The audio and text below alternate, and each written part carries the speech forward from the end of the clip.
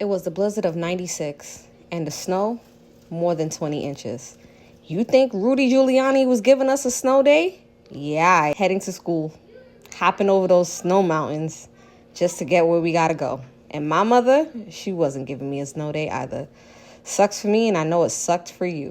These kids today are very soft. Every time you look around, they got a day off or a remote day. Our snow day was get your hat, get your scarf, get some gloves, and get your ass on. And that's exactly what we did, and we survived. But this, yeah, I'm not coming back outside. And I advise that you guys don't do the same as well. Stay safe.